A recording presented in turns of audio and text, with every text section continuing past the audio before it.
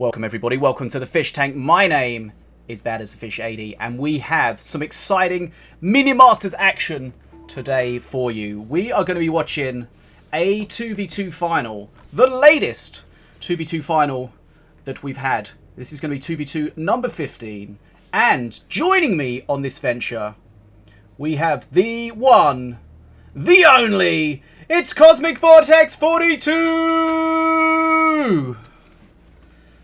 Thanks for having me, Fish. Oh, now Gwen shows up. There we go. How are you doing, Cosmic? Thanks for joining me on this. Doing great. Good stuff. Okay, guys, as you know, in the Fish Tank, we do a 1v1 and a 2v2 tournament every month. They play overtime events, so you get 3 days to complete each of your matches. They're super convenient to get involved in. There's prize money for the tournaments as well, provided by Bearded Dwarf. Thanks so much. And let me just remind you before we go any further, this Saturday there is the GGTour event, Knights Duel number 3, a potential $1,000 prize pool 1v1 tournament. This Saturday, it's going to be live here on Twitch on the Fish Tank. We'll get it up on YouTube afterwards. So we'll put the details about that in the description. So if you're interested in playing, sign up. If you're interested in coming to the stream and hanging out and watching the action with us, do that as well. Okay, so let's have a look who we've got in today's final. A little awkward name for one of the teams. We've got BlitzVernichtung, which is Nataraja and RickG, and we've got Patient Snakes, which is Dragon and Pom. Very nice. Dragon with Pom? Nice. Yep, Dragon with Pom. Now we've got, remember this is a dual elimination tournament, so there is the potential of a double best of 5. Every team gets a second life. The team that reached the final from the winner's bracket means they haven't lost a match yet, which means they have their second life intact.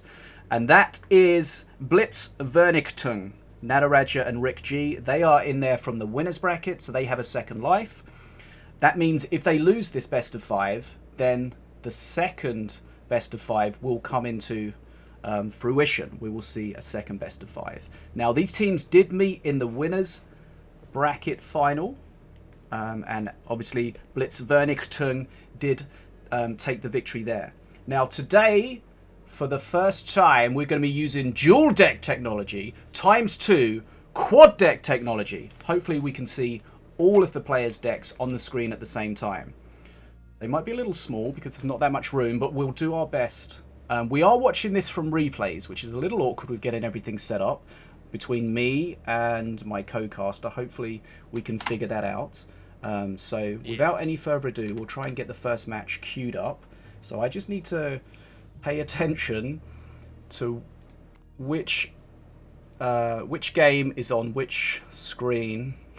So let's set that up. You can do this, Fish. I believe in you. We only messed it up. I only messed it up a little bit last time, but I have a system now, and I don't want to say it's foolproof, but let's find out. So what we need to do is just start this game on one computer, get to 5 seconds. Okay, we pause that. Okay. Right, and then we switch to the other computer. Virtual computer, don't worry. Okay. What I think I've done there is started the wrong replay, but that's fine because, you know, we're just checking these things out, just making sure we get them in the right order. So let me just double check. Good thing is I fixed it in my brain. I made the mistake, but I caught it. So hopefully we'll just check the replay screen, make sure we've got the right replay. Okay, so this should be the oldest replay. Okay, so there we go. Right, that was nearly. It just does make a good point. Oh, now it would matter, Tangelizer, if he was showing the deck from one game and then the actual game that we were watching was on another one. That could get a little bit awkward. Yeah, I mean, yeah, you're not wrong, but let's try. We try and keep it in the right order. See, look. It works best if both Cosmic and myself are watching the same game. If we're watching different games, then it can get a little confusing with, you know, with the whole casting of 2 different games at the same time. But let's see if we can Unless we could find a way to share the screens, and then we could just cast 2 games at the same time and have them both on screen. I mean, maybe that would be less confusing. Still unnecessary, but you know. Yeah, I don't know about that. That seems like that's going to give me a headache. But okay, let's... Maybe next time. Maybe we'll do that next time. Why not just watch all the games at the same time?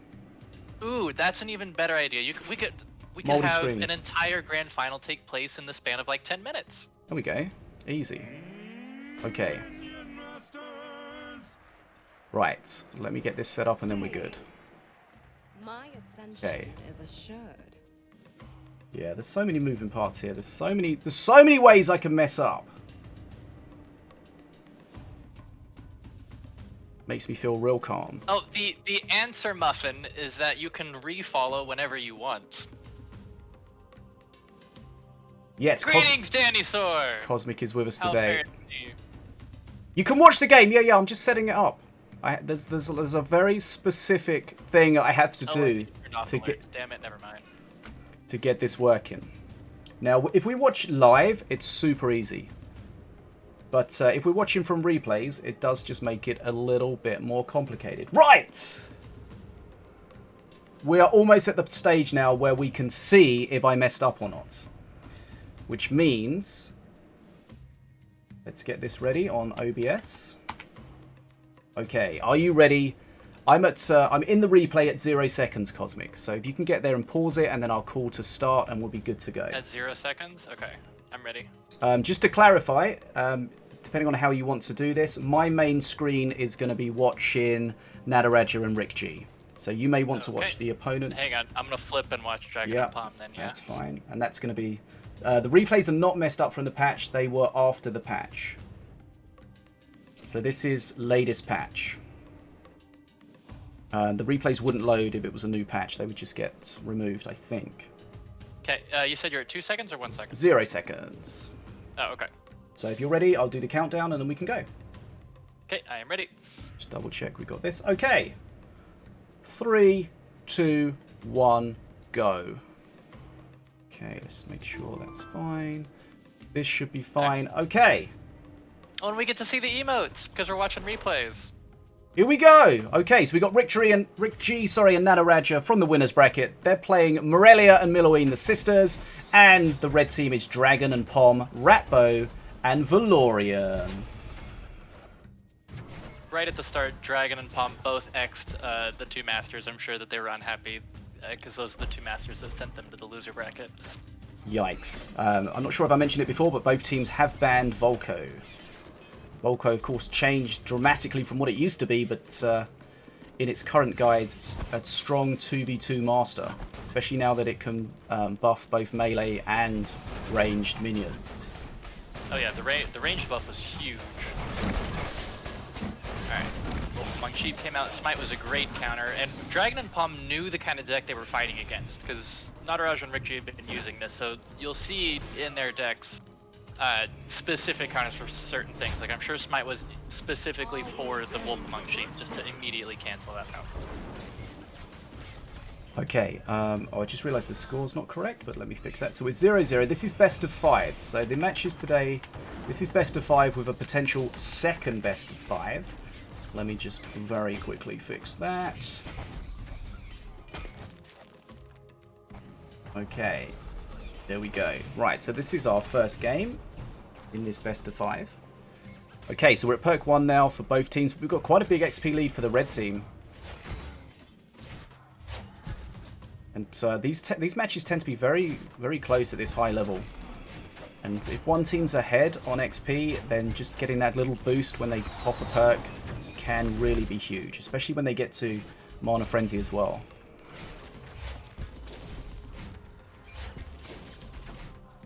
So Dragon and Ratbo, he's going to be thinking about what is his best Daka target. Remember, Ratbo got changed a little bit. His auto attack is kind of bad now.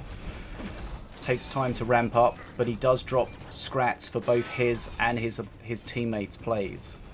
So it's definitely an overall buff, I think, in duos. Okay, XP currently in Dragon and Palm's favor.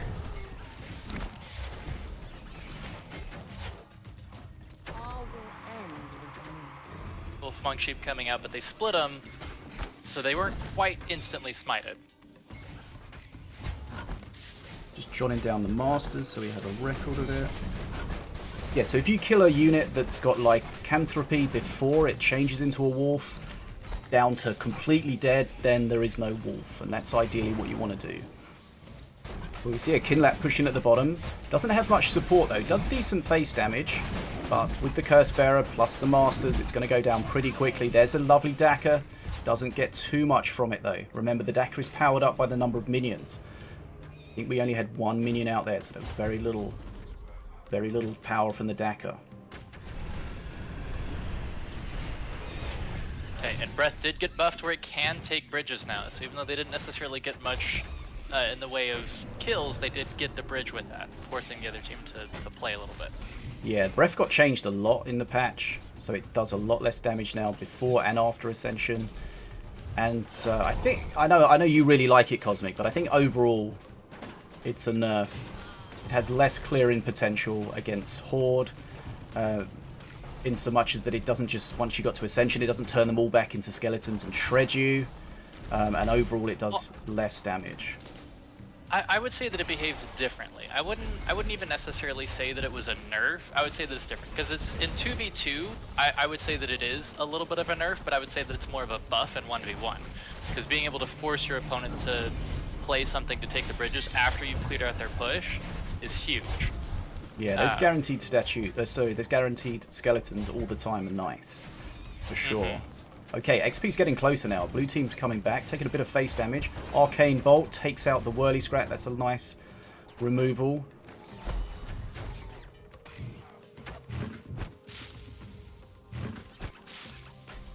Okay, XP just about even. So remember, when we get to perk 3, Milloween's going to have those big golems to start off with, and that may help them push more successfully.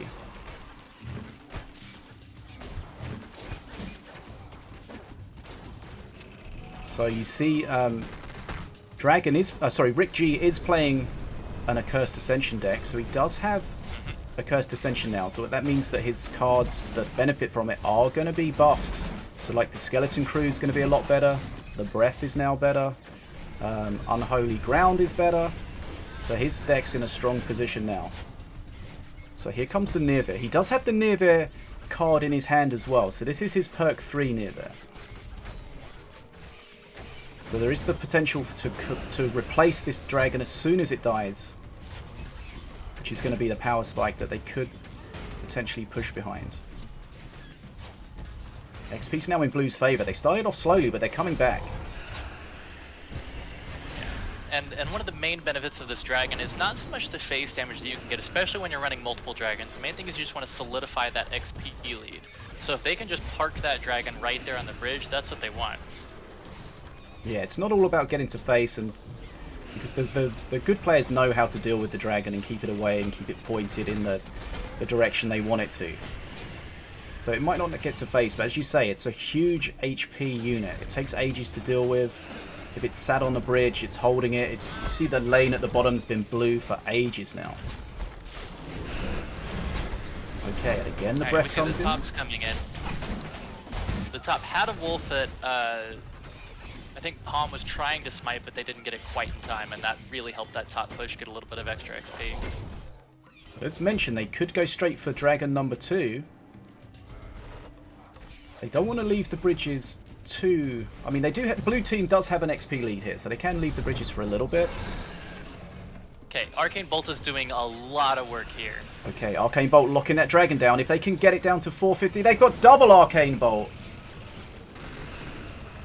Yeah, it looks like both teams are running double Arcane Bolt. Yeah. Hold on, wasn't that the latest patch allowing that to be a valid strategy, because it now has 2 mana freeze. Okay, right, yeah.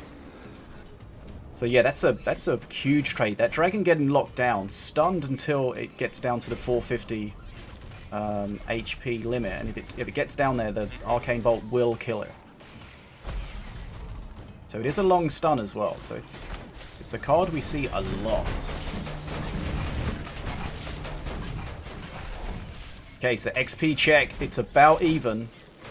Red were ahead, then blue were ahead. Now it's about even. See, those breaths would have been insane pre-patch. They're still good, but they're not as good as they're not dropping as many skeletons or killing as much stuff. I'm very happy with the change to breath. They made it where it wasn't quite so overpowered, but it's still a very good spell, especially post-ascension. Yeah, before I think it was too strong pre-ascension, and then post-ascension it was just insane. Right, Daka coming in. It's not the Daka they want, though. Lots of clear from those arcane bolts. Let's have a look. Mana Frenzy's popping. Mana Frenzy for the red team. Bridges were red for a second there. This is where the red team have a chance. Just these few seconds, why they've got Mana Frenzy and their opponents haven't. They just need to get units out on the field, get the bridges solidified. Mana Frenzy for the blue team now as well. And this is where Ratbow summoning minions for allies is really huge, because basically now there's just going to be a non-stop stream of strats, which will just continuously contest those bridges. Yeah.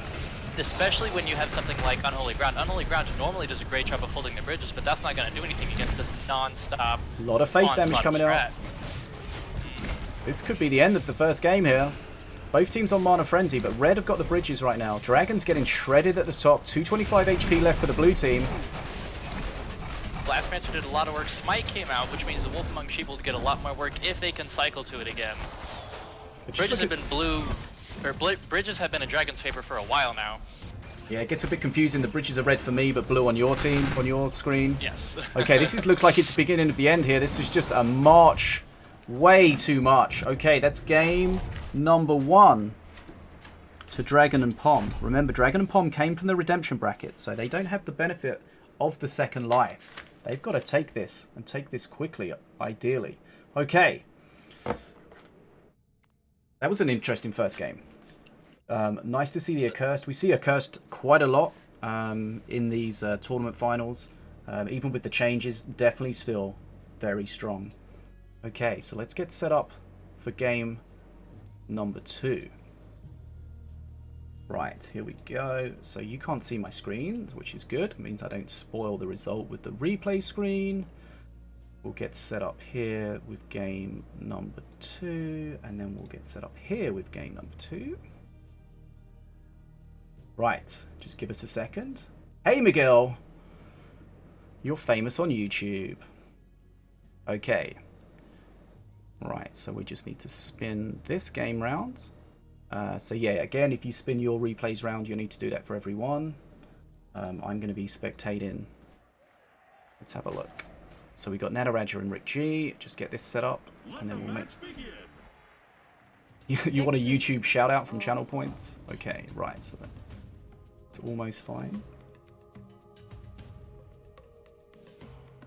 Okay, so the biggest key to this is just to get in all the games starting at the same time.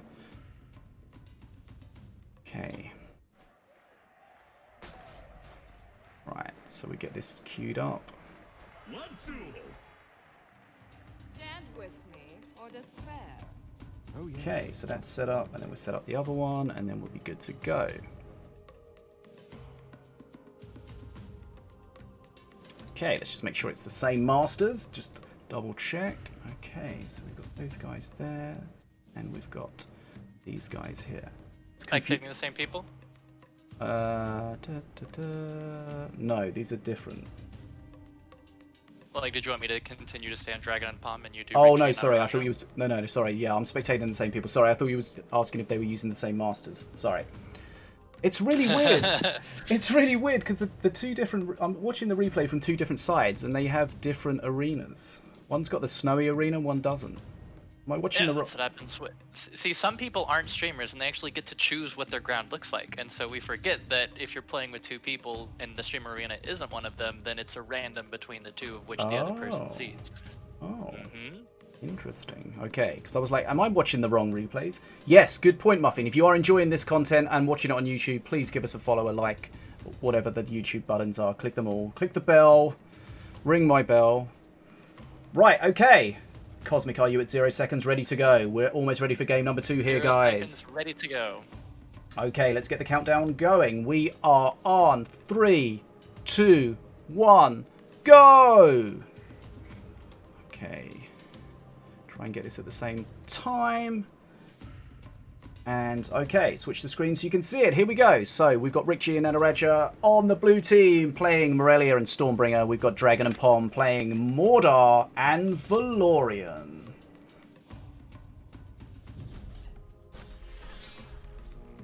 Hopefully the masters I'm seeing here are matching up with the ones in your game, Cosmic. Yes. That's a good start. Okay, so we've got some crystal units at the top. Oh, that's unfortunate they died just before the Spirit landed. Spirit, of course, 200 extra HP for a ground unit and 100 for a flying. We've got Lady and Frey can be huge here because that piercing Ooh, shot there we go. heals off a little bit of health from that Curse Bear. She's going to get taken out very quickly by the Arcane Bolt. The curse is going to start working on that statue, so that's nice. But it's going to go down. The statue's still got enough HP to get a hit or so from the Harbinger. Tombstone is activated. You can see the Harbinger has the green circle around it. That means it's resable. It's a Mordar unit, and there's an active Tombstone. The Legionnaires at the bottom don't have the green circle, which means they're not a Mordar unit with an active Tombstone. Right, stun. Shock Rock there on the Tombstone, shutting down the res. There is a cloak on the bottom side, blocked with crossbow dudes. Or where did that cloaked unit go? There it is. Okay, There it is. I could not see where it was running on this side. The Assassin pops out, doing some work, but most of it on a wall. Okay, so Arcane Bolt takes out the Sentry. Sentry, of course, the Crystal Sentry is a ranged unit, but only just. Okay, they really want to. They really want to take this Harbinger out here. Desperately trying to save it, but I don't think they will do. Harbinger reses could be the key to this game here. XP in blue's favor. Sorry, in red's favor for me.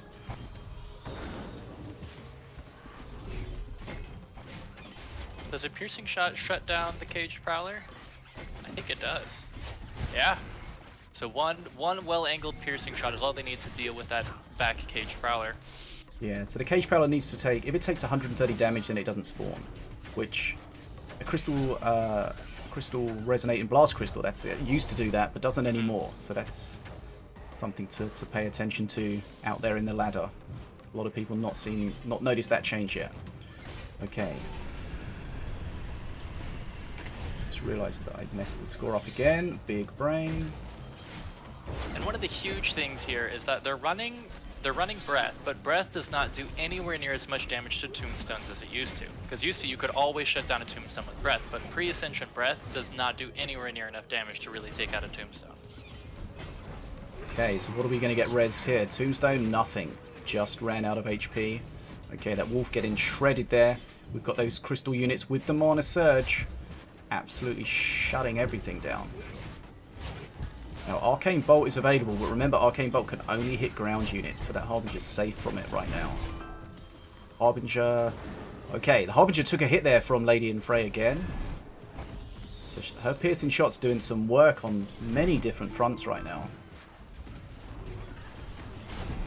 I mean, if you play Lady and Frey properly and think about how it's going to move around and what it's going to target, you can get some real nice value out of that piercing shot.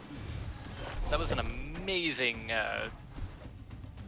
Valorian perk. What's that called? Searing Light. Searing Light. Yeah, I always forget that one as well. Okay, so... Right, so there we see the stun on the Sentry there because it's got more than 450 HP, so it's not going to die. So that's a bad trade for the red team there. Red team ahead on XP though. Tombstone active. Not gonna... Are they gonna get that Curse Bear? They are gonna get the Curse Bear. That's huge. Nice. Bolting the Sentry before it can get Spirit. That's good. You can just see that Harbinger in the middle. That's going to be a pain to deal with. Soul Stealer's working towards doing some face damage. And Frey comes out. She's gonna take care of that Caged Prowler. That's a lot of face damage though on the blue team there. Caged Prowler will not spawn there, but Harbinger is the problem right now. That's going to keep wailing away on face. They need to start some DPS on it. They've got some, but is it going to get another hit? No, the Mana Surge shreds through that. Here comes the Searing Light. It's going to hit random targets. Not a wall. The wall doesn't help that though. It doesn't hit the wall anymore. Okay, Arcanist doing some work at the top. Harbinger's still a problem. We've got the res from the Prowler, which is nice because it's a Cage Prowler, so that's 3 mana res in as a 5 mana unit. This is going to be a lot of face damage. That huge hit from the Prowler. That's going to be it. That is game number 2. And that's 2-0. Okay. And they are coming from the redemption bracket though, so even if they win this next one, it'll still go into overtime basically. That's right. The blue team on my screen have that second life available. Okay, 2-0. Damn. That was yeah, they seem to be fully in control of that game the whole time. They were ahead on XP, and then eventually they just got a push that was just enough to just completely shut them down. And yes, as Tangelizer in the chat is saying, the Harbinger in the middle there, that unit can be so annoying to deal with when you've got other units around it to pick up the aggro and to hit things. On the bright side, we have finally fixed Vortex being able to pull things in and out of the middle. That made Harbinger significantly more difficult to deal with for Vortex decks. Yep. Vortex we're not seeing quite so much anymore. It has been balanced a few times. Maybe in the healthiest state that it's been in so far. Okay, so let's get set up here for game number 3. Okay, I'm on click to continue, ready when you are. You are ahead of me, sir. Yes, we are joined by Cosmic Vortex today, helping us out. Very appreciative of that. Okay, so let's spin this bad boy around. Get this guy set up. Okay, so almost ready. So just to recap, we are at 2-0 to Patient Snakes. That is Dragon and Palm against BlitzVernichtung. Probably saying that perfectly, which is Nataraja and RickG. Hopefully not a bad word. Yeah, I can start the battle in a second. Don't worry. Throw down that face down. Right, let's just get this set up and then we're almost ready to go. Okay, so this screen, RickG and Nataraja, this screen is going to be spun around to be the opposite. Okay, right, let me just start the Stream Raiders battle in the background so I don't get yelled at too much from chat. There we go. Okay, almost ready. So let's make sure the score is up to date. So it's 2-0. We'll start the countdown. We are going to start in 3, 2, 1, go. Okay. Boom. Alright, change things up a little bit. We see Valorian on RickG and Nataraja's side. Valorian with the new skin there. So we've got Valorian and Stormbringer versus Mordor and Valorian. Okay, we did see a lot of Valorian in the recent 1v1 final, so check that out if you've missed it. But here we see Valorian in the 2v2 final. That bridge interaction up top was interesting. The crossbow dude stopped without the bridge, but then when he reloaded, moved his foot forward and capped it. Interesting. Okay, so they took out the bounty sniper with the arcane bolts. They're going to prioritize removing anything that can deal with the Harbinger, like the sniper. So that's nice to shut that down. Now the Masters are going to protect the Harbinger. And we've seen previously how powerful that Harbinger is. Just need to protect it, keep it around. Okay, Black Hole. Scrutillery comes in, that will remove it. Harbinger already taken some damage. No res available for that Harbinger. So this is a good start here for the blue team. Okay, let me just set up the new Stream Raiders battle.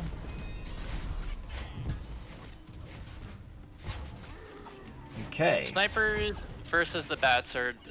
the bats can be very interesting if used properly now, because you do get 2 bats as opposed to the 1 that you used to get, but their damage is reduced. But if you can get them to lock in the same unit, then overall they're better.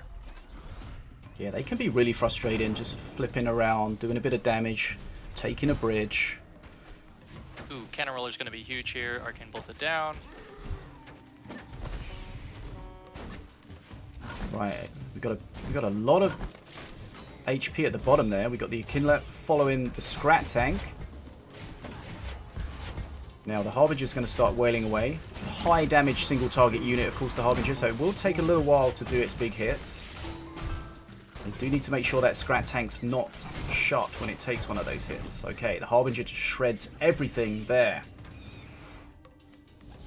Now, Searing Light coming in. They know it's not enough to kill the Harbinger. The red team didn't try to take any hits from it. There is a Resurrection available, so maybe they're trying to res that, but it looks like it's going to be the Defenso. Still a nice res, though. That's a free unit. And when you're Mordor, you want to force people to choose between two good units that you're trying to res. If at all possible. Like, because with the way that the Shock Rocks are going, you can't just go, oh, this is the one unit that I want. You want to force them, or if they're using Shock Rocks, then you're going to get a unit regardless. Yeah, playing Mordor, it's all about trying not to get bad reses. And as you say, you can play units to just force your opponent to, you know, they can maybe stop something resing, but there's going to be something else instead. And either of them is a good result for you. And as the game goes on, it's a lot. As the mana comes in faster, it's a lot easier for Mordor to work around the limitations of a Shock Rock counter, as opposed to. Well, I used to say Breath was a hard shutdown for Tombstones, but I guess... Is there a hard shutdown for Tombstones anymore? Beam of Doom, if you put it too close to face. I mean... Because even if you Fireball, that's not as much, so... I mean, Beam of Doom could be good if they were going to res something like a Colossus, but... That's still a lot of mana just for one Tombstone. Yeah, it's very frustrating when you use a spell on the Tombstone to stun it or try to damage it, but then a res still comes out of it. You feel like you didn't really get any value for your mana there. But if we look at the XP, it's very similar. There is a bit of a lead though for the blue team. But that Harbinger, as more and more units come around to try to help keep it alive, could really start putting the hammer down. The Sniper trying to do some work, but there's just too much between that Sniper and the Harbinger. The Harbinger gets Scritillaried in the middle. It doesn't A, kill it, and B, there's no Scrats spawning because of they're basically they're basically landing outside. But there's the Harbinger res. That's kind of what they want. That's kind of what the red team want. Here comes the Searing Light. It is the super strong version because it's perk 3, so they have to throw something down to save it, and they did save it indeed. But there we go, Tombstone again. Shock rocked, but it will get a chance to recharge. Okay, they've managed to clear everything there. Still, red team ahead on XP. Okay, so they do shut that Defenso down, but it comes straight back from the Tombstone. Frustrating. And as Mordor, if you can get your opponent team to spend mana trying to shut down your Tombstones, and then you get a res anyway, like that's huge, because you're already getting value from your perk, but in addition to that, you're also forcing them to spend extra mana. Even if they just spend mana to change your res, as long as you can still get a good res, that's huge. That's right. Okay, so XP leveling up a little bit here. Black Hole, Shock Rock. Okay, lots of spells coming in. Shock Rock stops the res, but the Harbinger just reses at the bottom there. That could be huge. That's a massive res. Okay, and I think that was a mistake there with the Arcane. They've taken out the Sniper in the end there. But it looked like a mistake originally. It hit the wrong unit. Well, at this point, Dragon's team is ahead on XP, and so spending a little bit of mana to take out the Bounty Sniper is huge here, because that solidifies their XP lead. Which kind of puts the pressure on RickG and Nataraja to grab the bridges, but if they spend mana trying to grab the bridges, then it allows Dragon's team to kind of focus on the unit counters a little bit more. So remember, if the red team on my screen win this, they're going to take the first best of 5, force a second best of 5. Okay, so we've got a Wolf pushing on phase. That's a bad res at the bottom with the crossbow dude. It's still a free unit. It's still going to look and take the bridge, but it's not what they want. Shockrock late on that Tombstone at the top. Wolf reses again. Searing Light does manage to kill the Harbinger, which is good. Massive XP lead now. It's come out of nowhere for the red team. They've just suddenly had those bridges constantly, and they're about to hit Mana Frenzy, and the blue team are so far behind. You fail to see how they're going to be able to hold on against this. Okay, Mana Frenzy about to tick over. XP is going to start converting into mana. That's going to be huge. Bounty Sniper could make it an even more solid position for the blue team. But here we go, Mana Frenzy. There aren't any solid tanks on Dragon's team in hand until we're about to see the Brother the Burning Fist come out, but they kind of had a lull in the tanks there, which let RickG and Nataraja catch up a little bit. Oof, there we go, Scrutillery comes in, XP. Shock Rock stops the res. Oh, Searing Light can prevent this Harbinger res. No, Okay, we've got a bit of a push coming here. Strong. The blue team need to desperately hold on, but you can just see the extra power from Mana Frenzy for the red team. They're getting units out, and they're resin units, so the attack's just continuous. And now we got the Harbinger on face. That's going to be the beginning of the end, I feel here. There we go. Wow. That's 3-0. Remember, just to clarify, Patient Snakes came from the redemption bracket. So that means we're going to have a second best of 5 here, which is awesome. So, and the reason we're having that is the dual elimination. Nataraja and RickG have lost the first by 3-0, but they had that second life because they haven't lost a game at all throughout the tournament. So that means 3-0. Dragon and Pom are in a strong position, but now we get to reset and go again.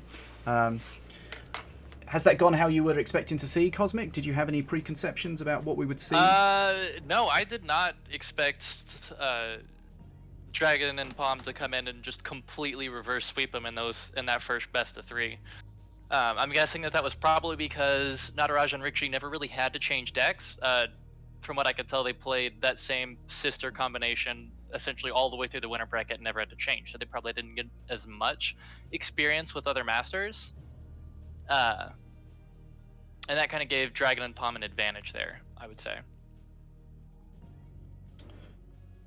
So, Dragon and Pom really have the momentum behind them now. Who do you expect to go on? Do you expect them to go on and close this down real easy, or do you think we can see Nataraja and RickG at come this back? point, with it getting reset, I would say that RickG and Nataraja would stop and take a moment to really think about their next set of decks, and you know, make sure that they have proper counters, because Mordar has been a huge factor in shutting them down in several games at this point. So I'm sure that they're going to take that into account when they're making their new decks. Now, of course, Dragon and Pom also have the option of just not playing Mordar and kind of playing that mind game there. But regardless, because Mordar shut them down, Nataraja and RickG have to have counters in that deck because they just have not had answers for just that slow, steady stream of mana coming in so far. Yeah, so as we've seen in tournaments before, it's a learning experience all through the game. You know, you're learning what your opponents are playing, what they're playing well, and what they're playing that's really countering you. So the best players are able to adapt to what they've experienced, and they also, the best players are able to, if they have had, like we've just seen, a very one-sided series, they're able to put that out of their mind and start again fresh, which is really what you need to do. Because, you know, if you've struggled in the first best of 5, if that's playing on your mind and you get off to a bad start in the second best of 5, then you're really going to start doubting the chances that you can take this. Okay, so let's just double check to make sure that we've got this set up. So those masters are there, those masters are there. Looks like we're okay. Okay, so just as a reminder to everyone at home, or wherever you're watching this, the first best of 5's gone 3-0 to Patient Snakes. That means we're into our second best of 5. This is going to be the last best of 5. This is the final of the final. So let's see what we've got in action. The final grand final, if you will. Exactly. We've had the winners bracket final, the redemption bracket final, the grand final, and this is the grand final. Pretty easy. Have the final match of the final. Pretty easy to follow, if you ask me. I mean, nobody.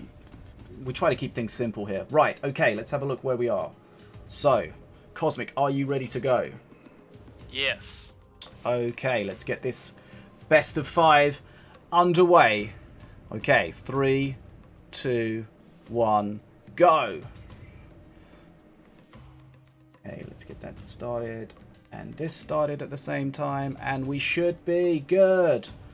Okay, so we've got blue team RickG, Nataraja playing Morelia and Miloween, the sisters. Dragon and Pom We've got Ratbo and Valorian.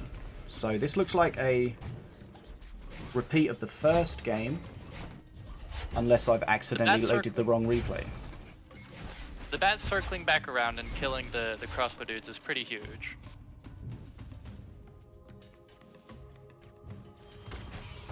Ooh. Okay. Ooh.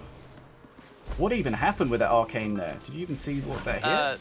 They summoned a curse bearer, Yes, which that's then right. basically dove in, and Indiana Jones grabbed the arcane bolt out from under the door. So yeah, that's an interesting thing to see. If you're playing against an arcane bolt, then you can try to play around it. It does have a cast time that allows you to react to it. Casting an arcane bolt and a smite is basically a double dip from Dragon and Palm side. It's going to cost them a lot here in this first little bit. Yeah, so you got to remember, if you use a lot of your mana on spells and removal, then you're going to be light on on minions, sorry. Depending on what spells you've used. But here we see XP is exactly equal. Bit of face damage on the red team, but not too much to write home about. So the teams are feeling out what the other team has, what the counters they have for them, and vice versa. And they're trying to play around each other. So we got some snipers. Snipers with spirits are strong because your removal options for snipers really do dwindle once they've got a spirit. So they're quite tanky, plus they do have the DPS. Okay, so there we see Arcane Bolt grabs the bottom, takes out the golem, and holds the bridge, forces extra mana to be spent with the crossbow dudes.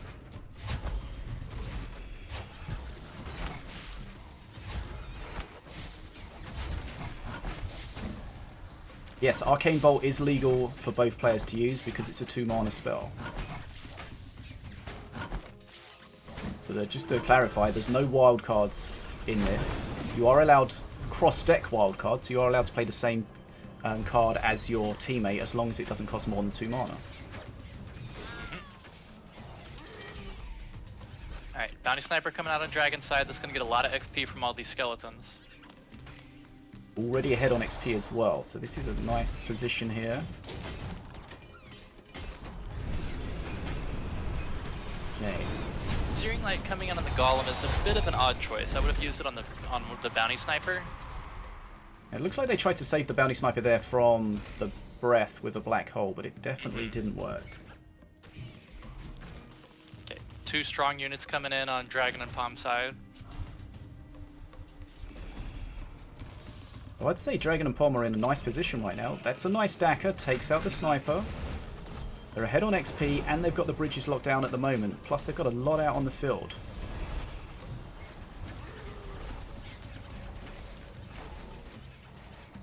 Okay, Flying Scrats, having double Flying Scrats has done a lot for them because it's kind of forcing RickG and Nataraja to play their anti-air units just to deal with the Flying Scrats and the bats.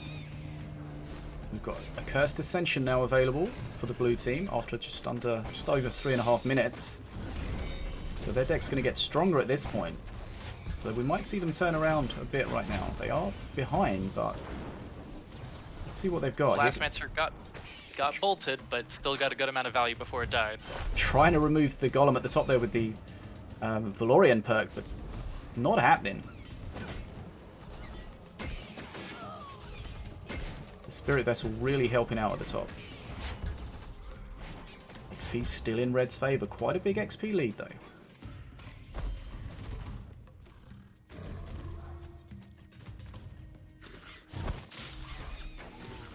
Okay, we've got a bit of a push coming at the bottom. Coming in.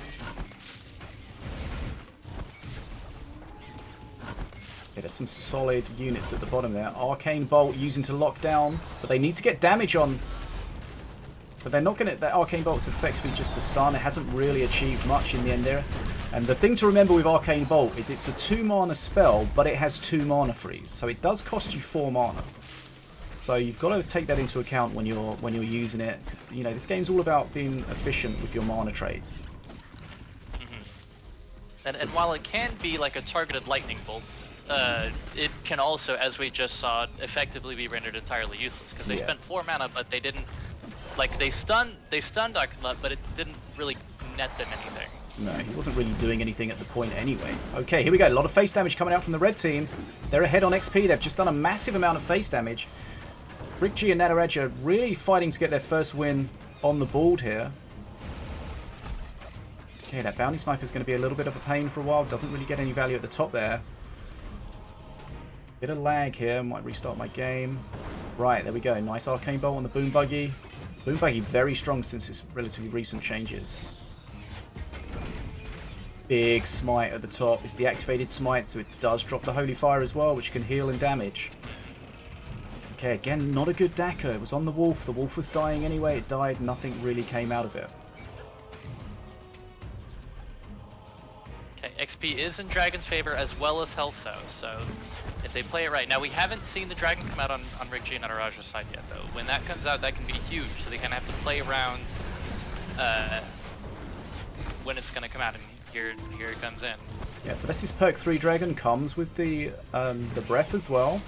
And he has the Nearbeer card, Nearbeer the Fallen, ready in his hand, so they can back up this dragon with potentially another quick dragon, and that can really help. They're using a great job of the bolt. Yeah, they know, you know, they can identify what is real problematic for them and using the bolt. One of the strength of the ranged units is, yeah, one of the strength of ranged units is it's hard to get to, so that's why you want a lot of decks will have some ranged removal in it, because you can't get your units to it, so you want to be able to shut it down. This dragon's getting awfully close to face, and it has locked the bridges with that down. last attack. Looks like it's going to come in, get another full breath attack on face. Bounty Sniper got killed by Unholy Ground. That's huge. Here we go. This is a lot of face Bounty damage. Sniper's hitting face. RickG's team catching up on XP, doing a good amount of face damage too. They own the bridges. That's right. We've seen a turnaround. Cursed Ascension and the dragon has really changed this into Blue's favor right now. A lot of face damage coming out. Doesn't look like it's going to stop anytime soon. It stopped now. That was pretty soon. 401 HP though. Sniper's getting some work. Okay, nice pick off of the sniper there. We see the arcane bolt used on the dragon, but it's not going to achieve much. Just lock it down for a while. Didn't really achieve much. And all this dragon action is just keeping one of the bridges locked down, and effectively keeping both bridges locked down, because they're having to respond against the dragon, so they can't take the opposite bridge. And now we got Mana Frenzy about to pop. They've been behind this whole time, but right towards the end here, the blue team have come. They've got a lead, and they're trying to close the game out here. This is a Cursed Ascension or a Cursed X in action. As soon as you hit that Ascension, you get that big boost with a lot of your cards. And the dragon spawns are strong. They can get another dragon as well, but they're starting to go for face for spells Dragon's here. hitting face. That's going to be, as soon as dragon's on face and they can't remove it, that's going to be too much. There we go. They've come back. And they've taken the first game of the second best of 5 by 1-0. And I think that's really important for the overall game. The overall outcome of this is for them to get their first win on the board for Nataraja and RickG. Losing 4 in a row could have been maybe just a little bit too much ultimately. Okay, so their Morelia Milloween did great this time against Ratbo and Valorian. Okay, so let's just jot these notes down. Okay, so they are back in contention. I think if they'd lost that one, they would be in a real struggle to get a chance in this game. Right. Alright, I see you still have not completed any of the tutorial matches with your alternate account? No, it's a full noob account. We'll get there. Is that when you need your conquest carry, you can just pair with them? Well, the idea was to have a second account for the second guild, but it never really happened. One conquest was enough, to be honest. Okay, so we're 1-0. Let's get set up for game number 5. Okay. Oh, I should probably set that up. Yeah, if we could both watch it, that'll be great. Yeah, usually. I mean, I could always just like watch it on like a 5-second delay. Oh, restart the game. Thanks, Tradoc. Yeah, we're going to restart the game because there was a little bit of lag. Running 2 versions of Minion Masters on the same PC is quite intensive. Quite the commitment. But let's figure that out. Thanks for the reminder, Tradoc. Definitely wouldn't have forgotten.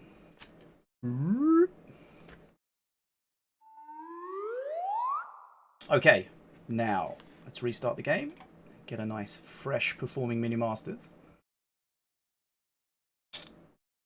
No, I can't run a version on my phone at the moment. It's coming soon, though. Okay, so just reloading here, and then we get the game set up. So, yeah, I'm glad for the overall health of this series to see the blue team taking their first game, because it could have been just a walkover otherwise. Right, so we're our game number 1, 2, 3, 4. Game number 5.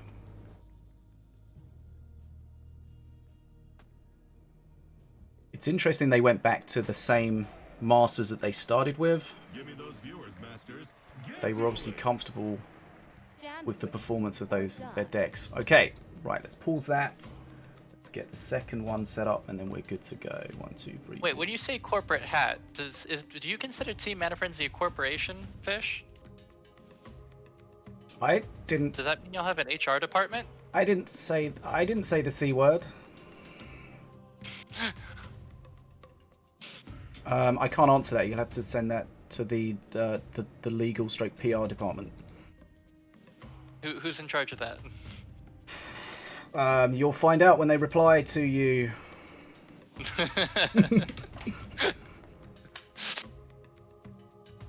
Okay, let's get this set up. Let's make sure we've got this right. Okay.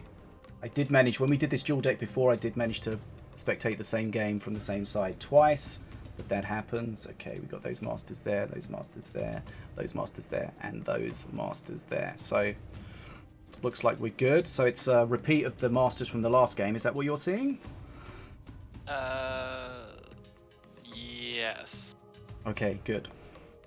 As in Morelia Milloween against Ratbo Valorian. Okay, just double check, make sure we've got the right one. Okay, almost ready to go here. This is going to be the second game, currently 1-0 in this final best of 5 to the blue team, to Team BlitzVernichtung, Nataraja and RickG against Patient Snakes, Dragon and Pom. Both teams, both players on each team playing really well right now. Always good to see these high-level plays, see what the players are making of it. Of course, this game is...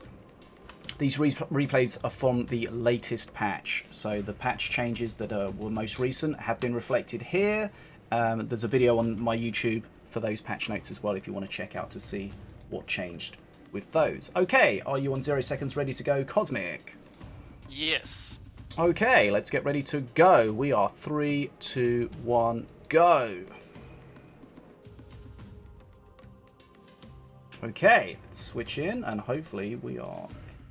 Okay, so we see RickG and Nataraja sticking to Morelia Milloween. We see Dragon and Pom sticking to Ratbo and Valorian. Both teams just building up mana. They don't want to play first. Dragon and Pom both X'd Morelia right at the start. Definitely not happy with those options. Let's see, so Sniper's coming out.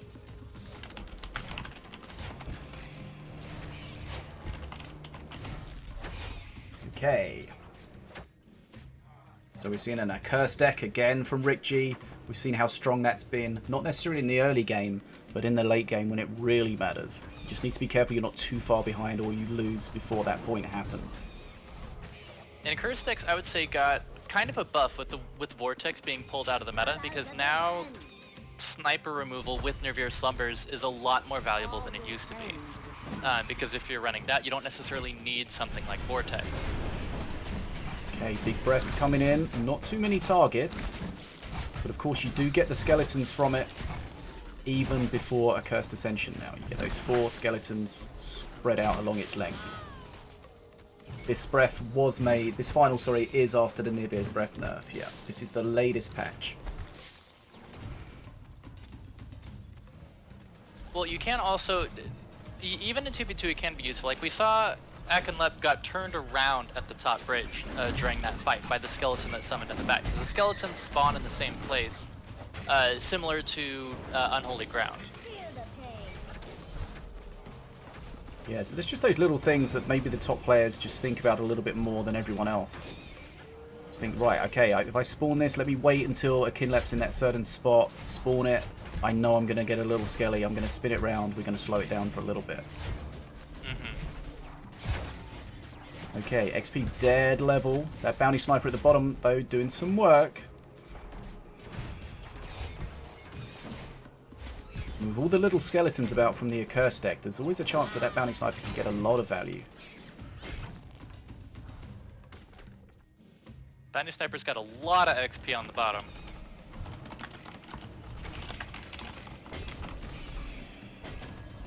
Okay, so little XP lead, basically because of that bounty sniper now.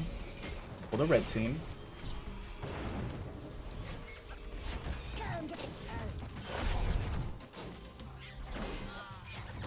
That sniper spawned really offensively there in the middle. Poison's going to remove it. The difference is Yeah, so now Both Vortex... teams- Go ahead. Both teams having access to double arcane bolt is really tricky, because when you're running that much removal, you have to be mindful of what the other team's going to run, and you have to basically run 2 counters for it in your deck, because you know that one of them is going to get arcane bolted. Yeah, there certainly is a lot to think about. Okay, we've seen quite a lot of face damage onto the blue team already.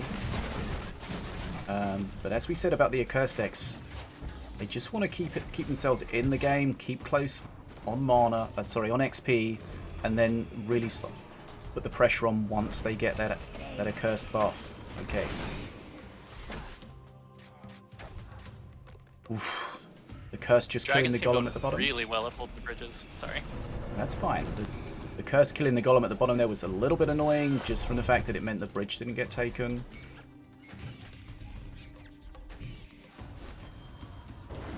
Okay. They know the Blastmancer can do huge work against the Ratbow deck, specifically with all those small units, so they choose to remove it. Our Accursed Ascension counter is 73. That means Accursed Ascension is available. So we're going to see some activated Ascension cards. Here's the Breath, does more damage, gives more skeletons. It's the same mana, just more value. So we've seen in the past they spawn their dragon from perk 3 first, and then they get ready for their second dragon to be straight after that.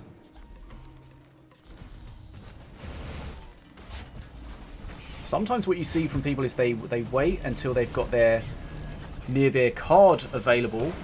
They'll spawn that dragon. When that dies, whilst they're cycling to their next Nirvir card dragon, they go straight for their perk 3 dragon, and they can almost have 3 dragons back to back. Not seeing that in this setup, but perk 3 almost available now for the red team. A Kinlap locking down that top bridge. Got some support coming as well. A Kinlap's going to go down, but there's some pressure behind it. And when you're running Nirvir Slumbers with Morelia, you get to kind of choose. The advantage of waiting and using the perk 3 dragon first is if you can get a good breath with that queen's dragon in addition to the dragon, that puts a ton of pressure on it. And then when you put another dragon in behind that, then that's just so much pressure that you're adding just from the double dragon with a full valued breath as well. And it takes the opposing team a good amount of time to kind of react to that. And here we see, like, again, capping the bridge with that breath is huge here, because it's kind of helping them catch up on XP, because you can grab the bridge and summon the Queen's Dragon all the way at the back. Very nice. That bat being annoying, just picking up the aggro of the dragon, slowing it down, but not really a big deal. Whirly Scrat's going to do some work. Whirly Scrat, of course, getting nerfed in the recent patch, but still a decent proposition. Okay, bridge is blue at the bottom. They did try to grab the bridge with the Curse Bearer from behind, I think. Didn't quite get it. Okay, here we see. Unholy Ground spawns to try and kill the Bounty Sniper, but Valorian one-shots skeletons. Ooh, but it got Spirit! The Spirit almost, but not quite. And now they ended up feeding that Bounty Sniper a little bit as well. So XP in Red's favour now. Here we go. Another breath coming in. Those skeletons being a pain, grabbing bridges. We've got a big golem at the top from Milloween. Not really much support apart from the sniper, so it's going to have to tank itself. Going to start building up some poison here. Sniper goes down. That's a lot of poison. We might see a gong here. Deciding not to ring the gong. Okay, there we go. Dragon number 2. Now now. Check on XP. Blue team's ahead on XP now, taking a lot of face damage, but that's irrelevant if they can just push and keep this fight on the other side of the field. Curse Bear coming out to kind of stall the dragon a little bit. Because once you get something cursed, you essentially just want to stall it. Because that'll just slowly lose its hit points, especially with those bigger units like Colossus, Queen's Dragon, any of the brothers really. Yeah, the difference with the Curse Bearer against things like the Haunting Hugger with the curse is that the Haunting Hugger curses something permanently, whereas the Curse Bearer only curses it whilst it's there or whilst the cursed hangs around for a little while after its death. But it certainly has a great way of affecting those big dragons. Here we go, Mana Frenzy almost available now. We've seen it again. The blue team struggles early on, but with that accursed buff, they're pushing through. 1-0 already, looking to solidify their position in this second best of 5. Final best of 5. Here we go, Mana Frenzy for the blue team.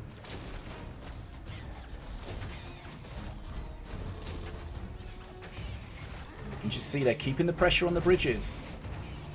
Just getting the extra mana from the bridge XP and just pushing forward. And the red team are just defending so deep right now, and that's just playing into blue team's hands.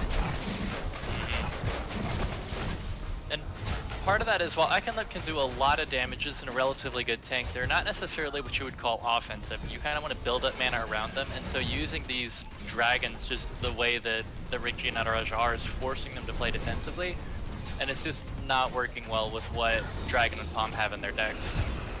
Yeah, I mean, the red team was super on the defensive, and then the last thing they wanted to see is another dragon landing and making its way towards them. It does get locked down by the Arcane Bolt, but there's just not enough damage to really just do anything. And there we go, that's going to be 2-0. This is a complete opposite of what we saw in the first best of 5. We've got Nataraja and RickG streaming to a 2-0 lead, and what that means now is we're in a position where if they win the next game, they take this best of 5 and the tournament in this could be its entirety. The final match of the final grand final. Both teams are blue somewhere, but both teams are also red somewhere. Okay, so we're on game 1, 2, 3, 4, 5. We're on game number 6. Let's get this loaded up, ready for you. As Cosmic said, this could be the final game here. Okay, so let's just get this game. Game 6, yeah? Game 6. Don't worry, I'm not starting yet. I'm just getting this set up. Okay, so we got a master change. That's going to be interesting to see. Let's get this set up here. Game number 6. 1, 2, 3, 4, 5, 6. Okay. It's interesting how the momentum has switched. It really was with Dragon and Palm. It's now definitely with Nataraja and RickG. Props to them for not falling and to picking themselves off the canvas and really getting ready to go again. Okay, almost ready to go here. Okay, I am now ready. Perfect. Okay.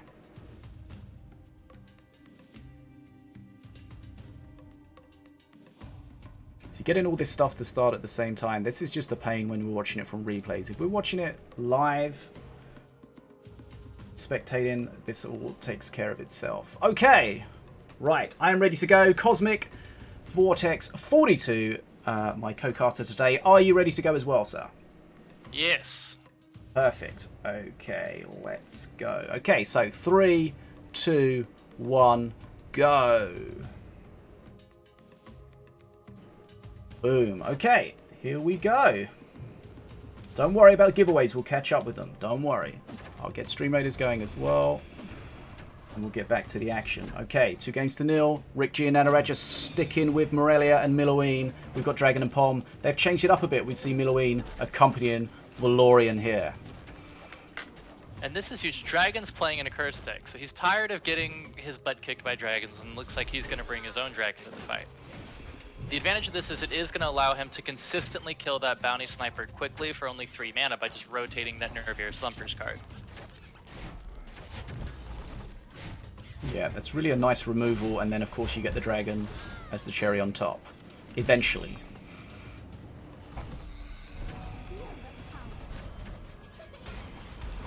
Okay, Blast Monster doing some work there before it gets shredded by the Arcane Bolt.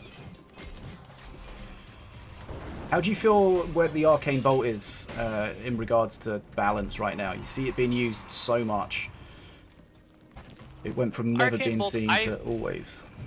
Yeah, I feel that it's an appropriately balanced card. It can be strong if used properly, because you can use it to kind of peel ranged out from behind melee, but it can be easily blocked if you know that you're going to go against it, kind of thing. Like if you're constantly getting hit by Arcane Bolt, like let's say like you're running a Bounty Sniper and they're constantly Arcane Bolting the Bounty Sniper, you can block a Bounty Sniper getting Arcane Bolted with just about anything.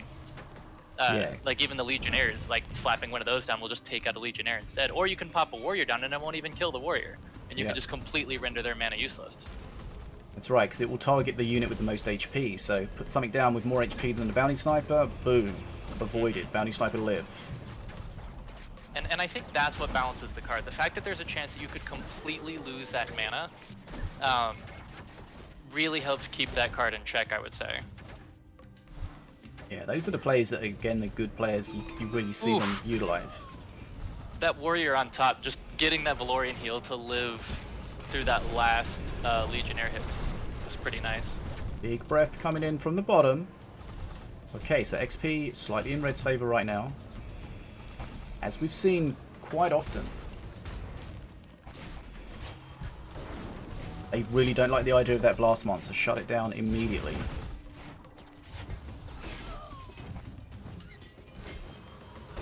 Boom, Arcane Bolt at the top. Whirly gone.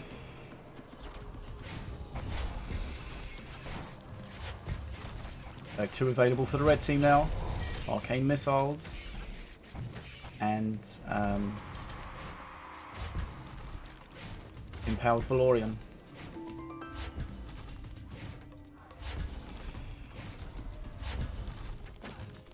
Yeah, and the Searing Light once perk 3 hits is huge too. Because I would say that when you first get your Searing Light, like it's used mostly as like a range removal, like to kill snipers. You can kill a Harbinger if you're lucky and they don't place anything out. And you have all Empyrean cards. But once you hit perk 3, like you just do so much damage and you can use that to really assist your pushes. That's right. You know, you get to the position where you spawn it on something you want to remove. They play stuff to try to keep it alive and it ends up removing almost everything. XP still pretty similar, little lead for the red team, but nothing too much right now.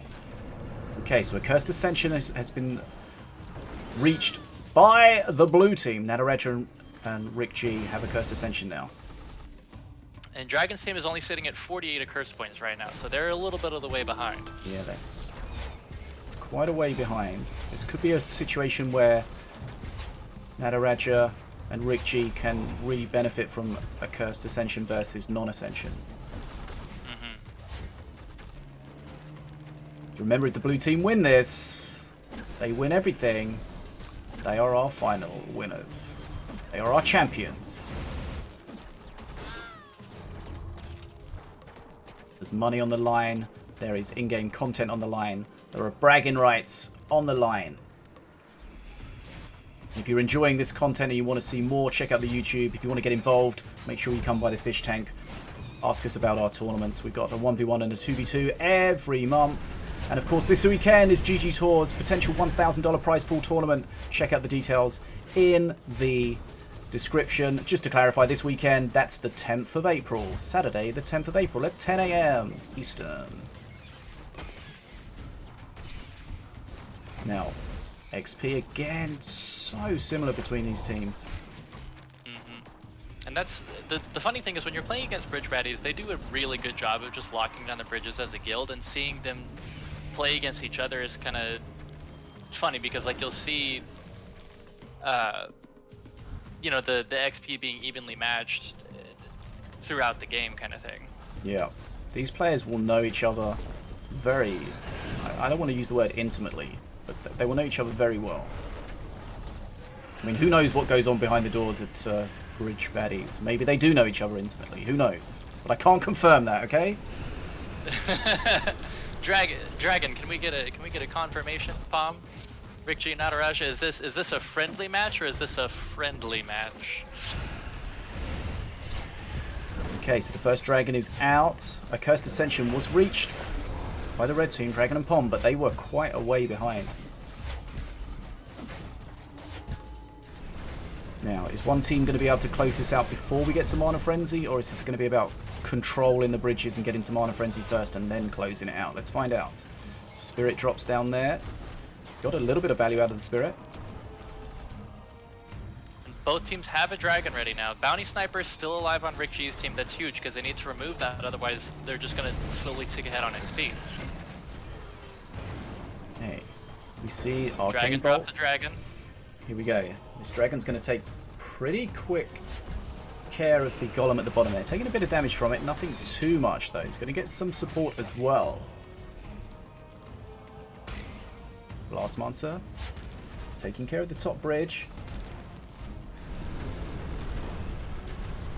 Okay, dragon on dragon action. Now, ideally, you want to be able to drop your dragon and then taunt the other dragon away. Oh, if they or... can kill this dragon. Oof, okay, With Arcane. the bolt, that would be great. Yeah, nowhere near though. Remember, that's 450 HP. If you look at the health bars of the units, every little section of the health bar is 100 HP. And you can see that dragon has many 100 HP sections. Okay, that dragon's Taking going out the Bounty Sniper with bats was good. Dragon's going to die pretty quickly to that curse.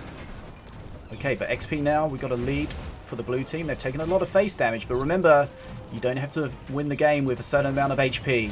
It's a resource to be used.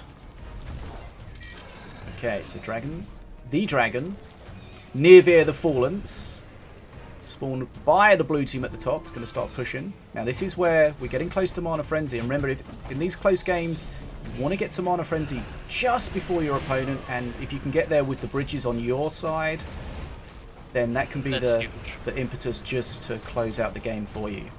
That dragon getting shredded at the top though there, the curse doing 3% damage every second, plus a 6-stack golem, mana golem, shredding it. Okay, can the golem survive at the top? No, that's frustrating. Oh man, that was close. I think that was very close. That could have been the game move right there. Almost wearing off. Okay, Blast Monster again trying to do work at the bottom, gets taken out. Here we see that the bridges are red, but blue team's very close to Mana Frenzy. Can the red team catch up? It's going to be close. They're going to do some face damage here. There's a lot of units on the face of the blue team here. This could be too much. They're not removing it. They're going to have to sacrifice something. Oh, they black holed the sniper. It's too much. Wow. Woo. That's 2 games to 1. We were looking at the XP bar, but suddenly there was just a bunch of units there on the blue team's face, and although they weren't large units, there was a large number of them, and ultimately they were just able to whittle down. They didn't have too much HP anyway, but ultimately they were able to just whittle them down in the end there. Very nicely done. Okay, so that's 2 games to 1. Dragon and Pom pulling it out of the bag there when they really needed to. If they'd lost that, that would have been the end of this grand final. Right, let's move. Absolutely. And so they're kind of on the ropes with their strategies because they can't take any chances, because if something doesn't pan out, then they're out. But it's still match point to Nataraja and RickG. If they win this game, then they're able to close it out. Let's find out what we're going to see here. Right, let's get these replays set up. Make sure you don't see them. Okay, so we're on game number 7 now. These finals tend to have a habit of going deep into the matches, especially. I think it's always cool when you see this double elimination in the final. I think it's a really nice thing to have, and we try to have them in as many tournaments as possible. Okay, right, game number 7. Okay, sorry if you're getting a little ignored in the chat. I am paying attention where possible. Right, so let's get this set up here. Okay, so I just have to start one game just a little bit before the other. Okay, so there we go. And on the second version. I am now ready. I didn't say that at all, Deadshot. 1, 2, 6, 7. Okay, I didn't say anything about hoping that they went to the second best of 5. I'm just saying when it does, it's awesome. It makes a great match. especially when you get the final grand final of the final. Yeah. Okay, spin these guys round and then we're good to go. Okay, so it's 2-1 to Nataraja and RickG. If they are able to win this next game, they will close out and become our champions. If Dragon and Pom take this game, they will force the final of the final. And that sounds good to me. So let's just double check we're good to go here. Okay, so we've got RickG and Nataraja on the left.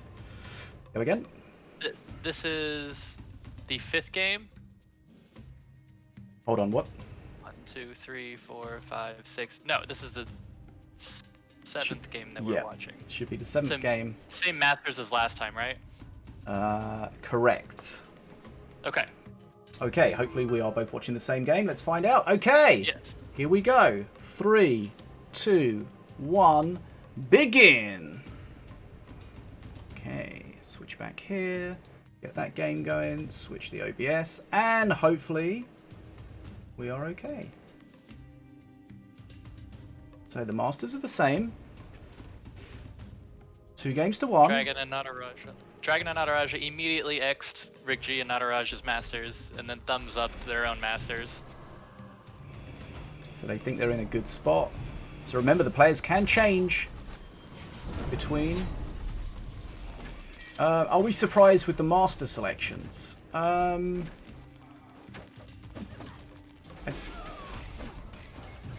mean, we haven't seen any APEP. APEP wasn't banned, of course. Volko was banned. I didn't check this, actually. Dragon in the chat, did you ban Volko again? Because after the first best of 5, they can reban. So did you both ban Volko again? Let's just confirm that. APEP seems to be the one that we... Whoa, that was a misplay there. Looked like they double arcane bolted that. So that's just effectively 4 mana wasted. Yeah, APEP we see banned a lot in solos, not so much in duos when there's only 1 ban available. Volko's still clearly feared. Stormbringer used to be the ban of choice, but of course Stormbringer got nerfed in duos recently where it can't buff your teammates' ranged units. So we definitely don't see that as the auto ban anymore. And Volko's fire giving... being able to proc on friendly units as well as ranged units is huge. Because that essentially made them the new go-to. Because Stormbringer, basically, you could have any kind of deck and your teammate could benefit from it. And that's essentially the same way Volko is. Now he's kind of just a generalized support, because no matter what deck you're running, free rage is always good. Yeah, for sure.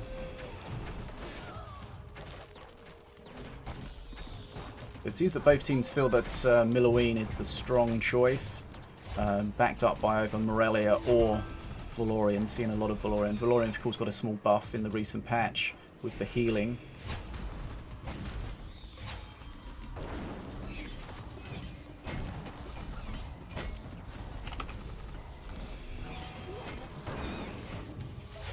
Ooh, and see here that's why I would say the cards bounce. We saw something as small as a skeleton blocking the arcane bolt from the sniper there.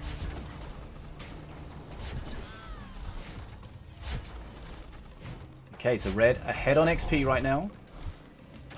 We saw in the previous game that the Accursed Ascension for the blue team was a lot quicker than it was for the red team.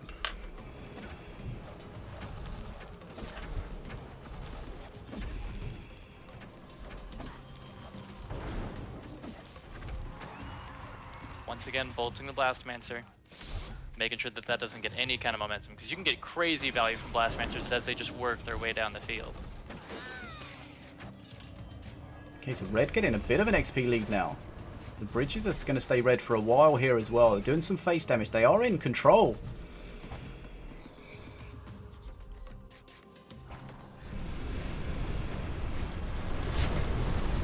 Yeah, the Blast Monster is one of those cards that can really shred a lot of units. So they're choosing to remove it as soon as possible. Okay, nice block at the bottom there with the Whirly Scrat, stopping the hit from the Arcane Missiles coming in on the Soul Stealer. Ooh, praying to RNGesus. Oh, and he answers their prayers. more face damage. A lot of face damage now onto the blue team. You know, you can use your face as a resource, but if you get too low, then it becomes very precarious.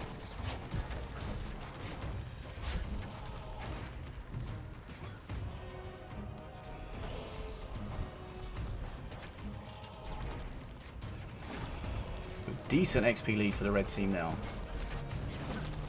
Are Dragon and Pom going to force this into the final game of the series? Let's find out.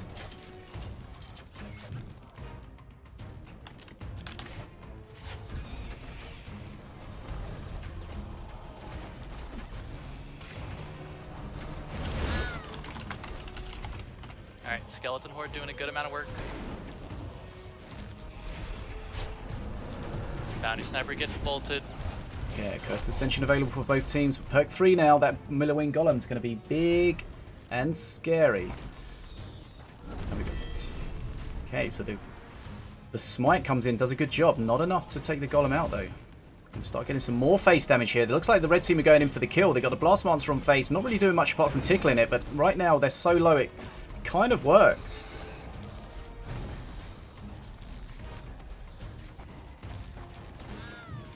Can the Dragon change things here for the blue team? It's going to get locked down, so I don't think they're going to DPS it enough to kill it, but it does, of course, just hold it and keep their units alive. Bridges. Yeah. Okay, the top bridge. And the fact that RickG and Nataraja haven't had perk 3 means those golems are not spawning as the bigger golems, because we've had 2 golems from Dragon's side come out as the 5-stack golems just right off the gate, which is huge. Like, you can see it reflected in the XP. They have a whole 40 XP more at this point, which is amazing. Okay, that Dragon's getting pretty shredded at the top. It did hold that bridge for a while. That sniper spawned so offensively there. We get aggro, that's frustrating. That Whirly Scrat just sniffing that sniper from range. Okay, big smite at the top. Can they take out the Golem? Yes, they can. Okay. Red's still in the ascendancy here with the XP. Blue's taking a lot of face damage. They did siphon a little bit of health to buy them a little bit more time. But we'll find out if it's enough to kind of cinch this game for them. Yeah, so the good Morelia players, they know what to do with the spellbook at the right time, whether they want spirit skeletons, Soul Stealer can be huge here, etc. Okay, Soul Stealer, it's got 7 stacks, 8 stacks, 9 stacks.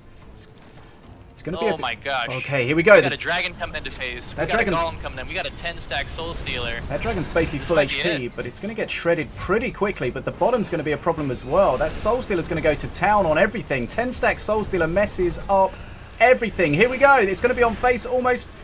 Still shredding everything. Everything that they throw at it, it's just going through everything. The Soul Stealer! 10-stack Soul Stealer. Soul Stealer cleaning up behind it. That's it! Holy cow. That Soul Stealer, once it got stacked up like that, it was impossible to remove. You could see they just spawned so much in front of it trying to stop it, but it was ultimately just too much. It killed everything and then carried on trucking. That's GG to the red team, and that is 2 games all. We are going to go into a final game. And I know Cosmic's under a bit of time stress, so let's try and get this one set up as quickly as possible. Yes. So we will now watch the final match of the final grand final in the final. Perfect. I followed that. Hopefully chat followed that. Okay. Right, let's get this set up. Okay, so we need to set this up, spin this round. Spin this round. Okay. Game 5 of the grand final. The final of this, the final of all finals. Okay. The apex game, if you will. The top of the pyramid. The cherry on top. Or die. So the red team have the ascendancy here. They've won the last 2 games. Can they close it out? Let's check to make sure. Just double check we're ready to go, and then we will go. Okay. Which way do you call this, Cosmic? I You're on the don't spot know. there. I'm leaning towards Dragon and Pom because they came in with a fighting vengeance from the redemption bracket and immediately just reverse sweeped RickG and Nataraja, and I feel like they've been kind of off balance. While they did 2-0 them in the reset, I think Dragon and Palm have now built up momentum again, and have kind of thrown off the rhythm. And we see like the kind of go-to deck for RickG and Nataraja is not doing what they wanted it to against Dragon and Palm. So the question is, are they going to stick? Are they going to switch? Who's going to do what? Guess what? We're about to find out here in the final game of this tournament. Best of 5, 2 games all. Let's find out. Okay, are you ready to go, Cosmic? Yes. Okay, here we go. 3, 2, 1, and go. Alright. And this is another mirror matchup.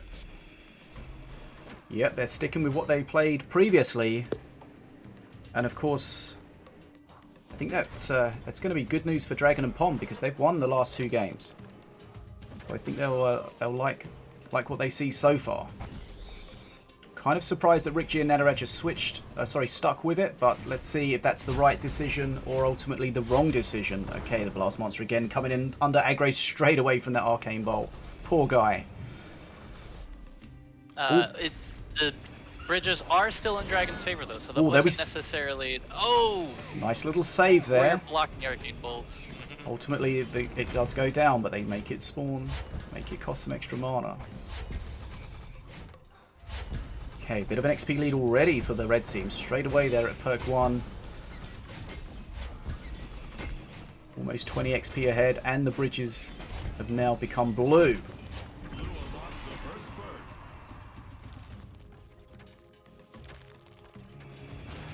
So yeah, I'm very surprised to see a complete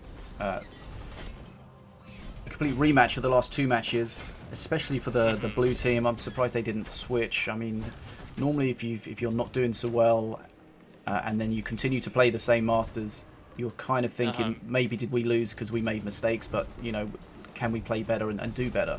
I don't really think they were making mistakes. Just wasn't stacking up against their opponents.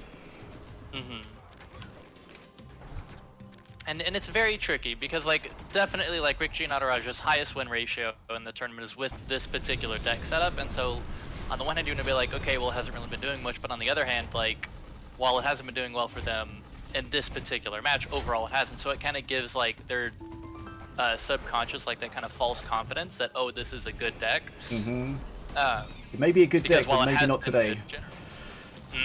And that's a lot of what the mind games in these kind of tournaments are, is like just learning when to essentially cut your losses and kind of move on. Blast Monster getting shredded again.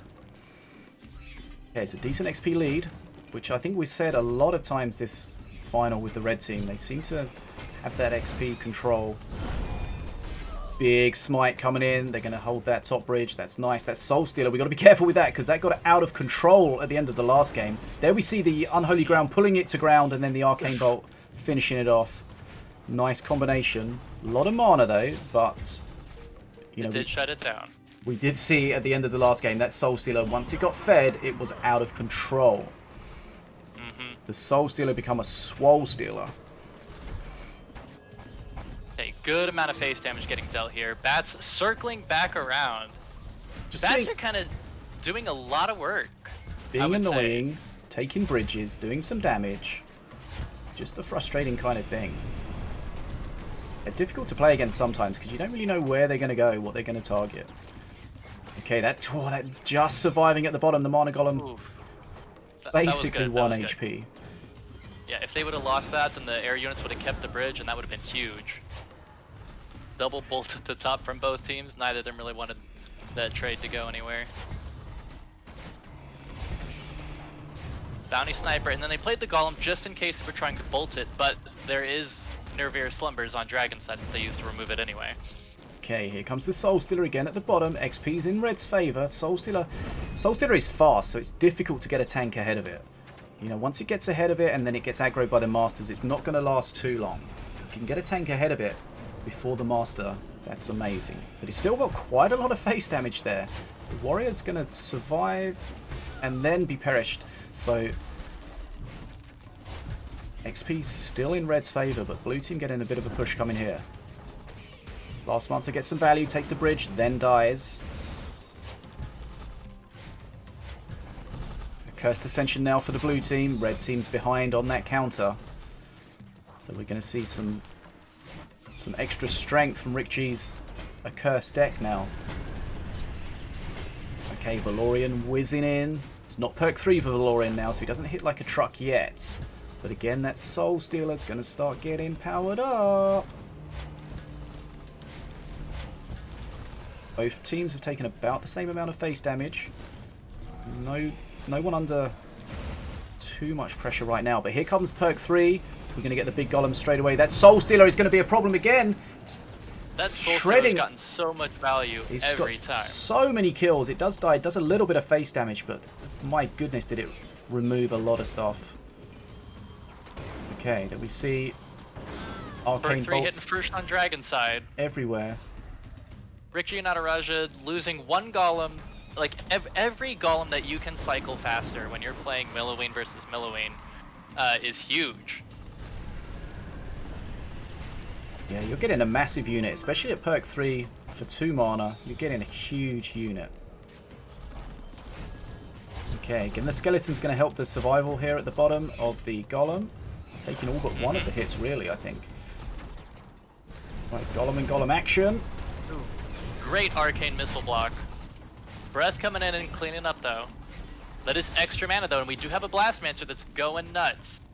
I think I'm getting a message coming through on Steam from somebody that just got their account compromised. Guys, out there, don't click on any links from Steam. And if you do, definitely don't go and fill in your account details. Enable two-factor authentication. There's a lot of people's accounts being compromised with the CSGO. Vote for my CSGO team. Don't vote for anybody's CSGO team. Be careful. Can you message them, Dragon, on Discord, please?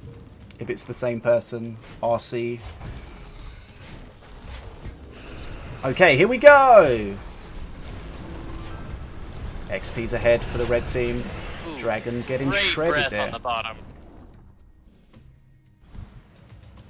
Okay.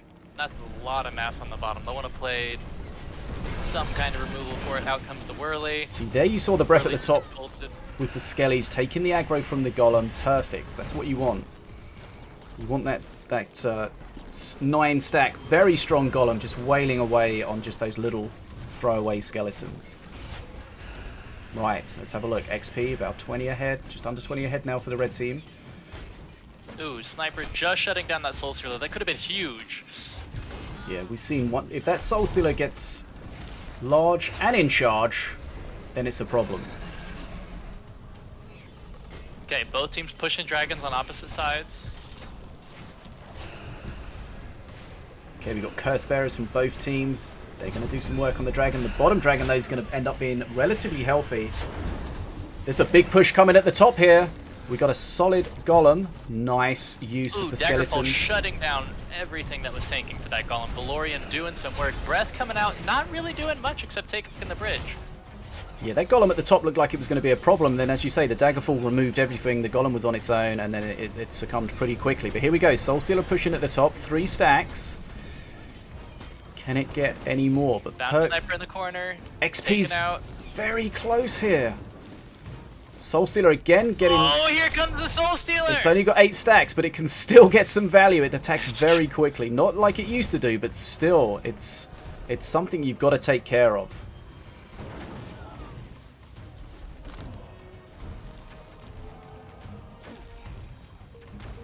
Man, if it comes in on Dragon's team, they were banking mana trying to make sure that this push stayed on the bridges, because if they can keep control of the bridges even for just the next 5 seconds, that's huge. Oh god, I just got someone else messaging me on Steam. Someone else got hacked. GG. Okay.